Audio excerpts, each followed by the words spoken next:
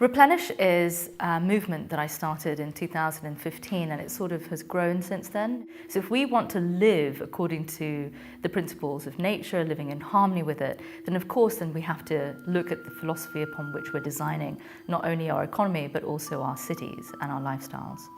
I feel that we're living a life in the past. The reason is that we look at the past and we look at the future, we don't look at the present. One of the biggest difficulties that I realise is that instead of thinking of life changing, why don't we look at moment changing? A lot of us think in terms of large organisations and business models that can be applicable in the future. Why don't we think about where we're spending our penny right now? Because that is the structure of the future. Where we're spending our money is creating a structure for the future.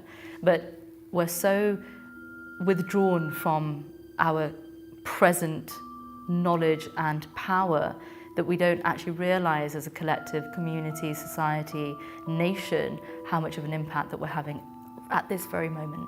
I think we're at the cusp of a sort of cultural revolution, and technology is just at that pace where what we would like to do and how that technology can help us is about to meet our needs.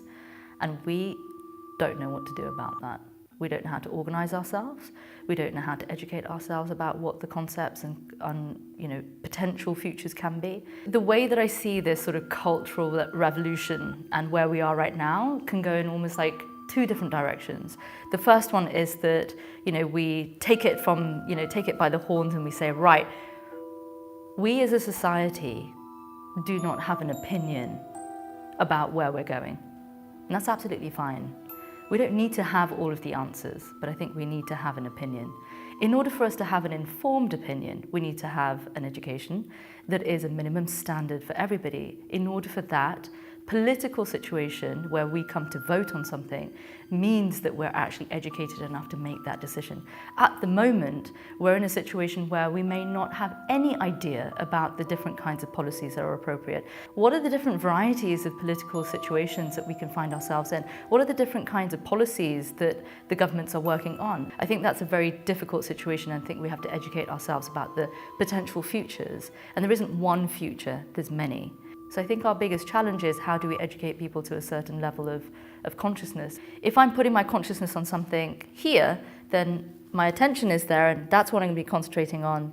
But I think very much so that the way that we expand our consciousness is about how we expand our awareness about a situation or person or given view even. It's like that YouTube video where you watch the whole video and at the end it shows you in very plain terms, did you see the gorilla walking across? And you then rewind the same video and you realise there was a gorilla running across and you didn't even pay any attention to it. Because at the beginning of the video it showed you that, count how many bananas have been passed. So your attention was here. The reality of everything that was happening was much wider. And I think that's exactly where we are. Do we take 1,000 steps in one direction? But which direction are we working and moving in? Or we take one step in every direction, which means that we're not going anywhere, but we're expanding out.